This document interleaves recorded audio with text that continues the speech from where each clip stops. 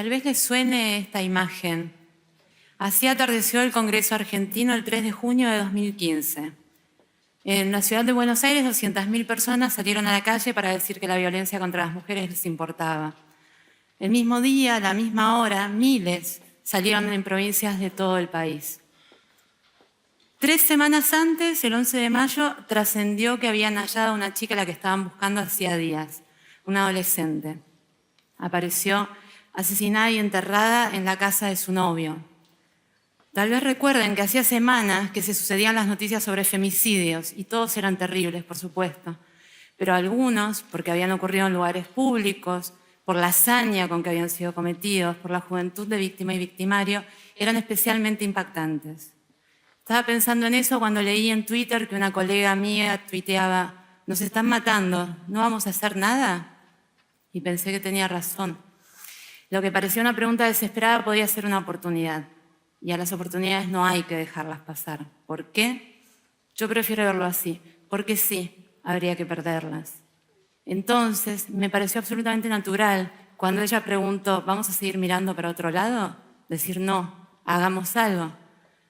La verdad es que no sabía muy bien en lo que me metía, ella tampoco. Las otras 8 colegas tuiteras que dijeron lo mismo en un par de minutos, menos. Yo tengo un poco la costumbre de tirarme de cabeza cuando algo me interesa y no lo pienso demasiado. Unos años antes, en 2012, para el diario en el que trabajo, cubrí el juicio por Marita Verón, la joven tucumana que fue secuestrada por una red de trata que después la explotó. Cuando volví a Buenos Aires, después de terminar la cobertura, estaba convencida de que tenía que hacer un libro sobre Susana Trimarco. Fui a la editorial, en la que publico otras cosas, y dije: tengo que hacer este libro. No es que me parecía que podía hacer, que tal vez era una buena oportunidad. Tengo que hacerlo. Bueno, me dijeron. En 10 meses, el libro estuvo en la calle. ¿Por qué lo hice? Por un lado, yo estaba segura, y todavía lo estoy, de que nadie más podía hacer el libro que yo tenía en la cabeza. Y por el otro, me parecía que nadie puede permanecer indiferente ante la ausencia ante el dolor de una ausencia y la fuerza de la búsqueda de esa madre, que a fuerza de buscar a su hija hizo conocer al país que estaban operando redes de trata de personas. Creo todavía hoy que sin ser Trimarco, todos, todas, en ella nos podemos reconocer en alguna cosa. Lo que le pasa a ella también nos está pasando a nosotros. Mi madre y mi abuela me enseñaron con los años, más con lo que hicieron que con lo que dijeron, 2 cosas que para mí son muy importantes. La primera es que hay que hacer. Si hay algo que te parece que falta, anda y hacelo. Si hay un error, corregilo. Si alguien necesita ayuda, da una mano, no hace falta que te lo pida. Lo que le pasa al otro también te está pasando a vos. Nadie vive aislado. Todos dependemos de todos, de algún modo. Mientras crecía Ni Una Menos en esos días de mayo, me di cuenta de que había muchas otras personas a las que les pasaba lo mismo, con este tema específicamente. Las conversaciones con colegas, lo que pasaba en colegios, en bares, en las calles, eran el termómetro de algo que estaba creciendo sin que nosotras supiéramos bien qué era. Y en parte por suerte, porque gracias a que no nos dábamos cuenta de las dimensiones que podía llegar a tomar, tomamos nosotras otras decisiones para ultimar los detalles de la convocatoria. Elegimos, por ejemplo, que fuera ante el Congreso y no en Puerto Madero, porque es mucho más fácil llegar al Congreso. Que fuera a las 5 de la tarde y no a las 6, porque era invierno y a las 6 ya está oscuro. Que fuera miércoles, porque ese día algunas de las chicas conseguían quien cuidara a sus hijos. Así de nimias fueron las decisiones y así iban creciendo las cosas. Lo que siguió fue una especie de montaña rusa. Nosotras nos reunimos con mujeres que pertenecen a organizaciones del movimiento de mujeres que vienen trabajando hace años y resolvimos trabajar todas juntas en lo que iba a pasar. ¿Por qué? Queríamos llevar a la masividad algo que en Argentina sucede hace mucho, pero queda más bien como de culto, es una corriente subterránea, no muy popular. Y ese trabajo teníamos que hacerlo entre todas. Pasaron las semanas, ese trabajo no fue fácil y lo logramos de todos modos. Pasaron las semanas y llegó el 3 de junio y pasó esto. Y pasó en todo el país, Entre Ríos, San Juan.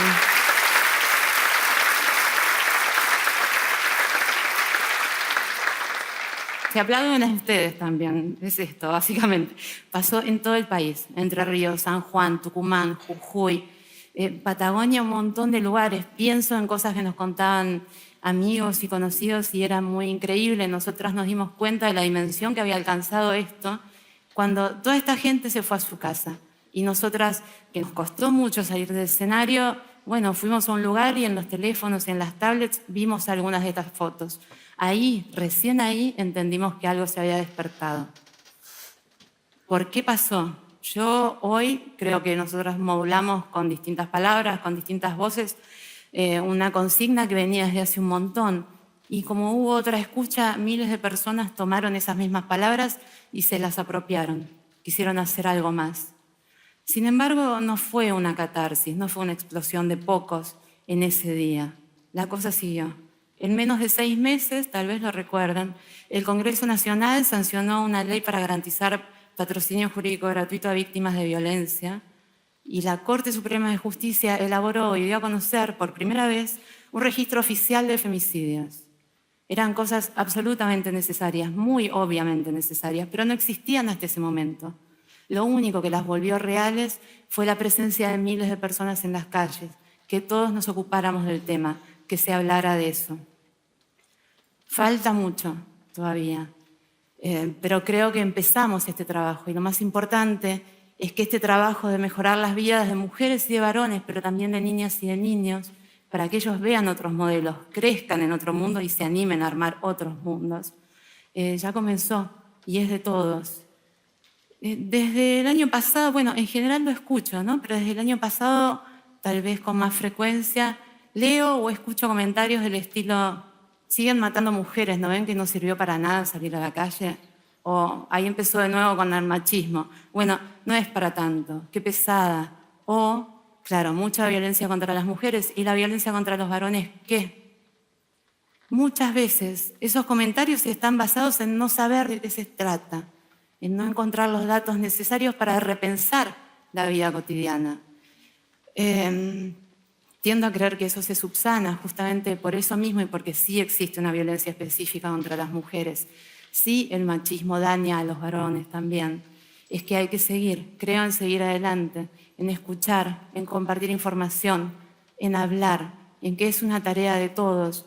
Si todos nos involucramos con esto, los futuros van a ser distintos. El año pasado, después del 3 de junio, fui a una escuela que queda en La Matanza, Gregorio Laferrere. La maestra de esa escuela, de un grupo en especial, me había contactado porque a partir de lo que pasaba en las calles, los chicos quisieron hablar del tema en clase. Entonces, modificaron la currícula, llevaron el tema de la violencia a la clase. Muchos de esos chicos decían que habían crecido convencidos de que era algo natural. Lo que veían todos los días, lo que vivían muchos en sus casas, les parecía, bueno, no hay otra cosa. Una de esas chicas en una clase en la que yo estuve, por ejemplo, contó cómo una amiga de ella era violada sistemáticamente en su casa. Nadie la ayudaba, nadie sabía cómo hacerlo. Esos chicos, cuando el día que yo estuve, la maestra en un momento les preguntó: ¿y creen que toda esta convocatoria sirvió? ¿Que ni una menos sirve para algo? Y uno de esos chicos dijo: creo que al estar ahí las mujeres se sentían fuertes, con más seguridad, porque vieron que no eran 6 gatos locos, ¿no? Este año volví a la escuela, quería saber cómo había evolucionado todo. Estaban todos los chicos menos uno. Uno que en las clases antes callaba, no hablaba nunca, y recién a fin de año se animó a decirle a la maestra que si se callaba era porque en su casa pasaba todo lo que estaban contando, y él no sabía cómo hacer. Así pidió ayuda. La justicia intervino en el caso, intervino en la casa. El chico ahora está en otra escuela, pero sus compañeros y compañeras, chicos de 12 y 13 años, lo rastrearon hasta encontrarlo. ¿Por qué? Porque lo querían acompañar, no querían que estuviera solo. Esos chicos hacen eso mismo con sus vecinos, con los chicos que acaban de entrar a la escuela. Están muy conmovidos, muy tomados por el tema de la violencia machista en particular, porque a ellos les ha hecho mucho daño y creen que es posible inventar otro mundo. Lo que pasó con Ni Una Menos, lo que sigue pasando, lo que puede llegar a pasar todavía, porque no lo sabemos, creo que tiene que ver con una idea en red, con miles de voluntades sintonizadas a la vez, que comprenden que pueden y deben entonces hacer algo. ¿Por qué? Porque la oportunidad está ahí. Y este tipo de cosas es lo que pasa cuando no la dejamos pasar. Yo en lo personal no creo que yo pueda cambiar algo, pero sí creo en sumar, en aportar algo pequeño a una corriente que lleva, que trae, que circula, que en algún momento va a recalar en algún lugar. A alguien le va a servir, algo va a despertar. A veces alcanza con preguntarse, ¿qué vida, qué mundo querés? Gracias.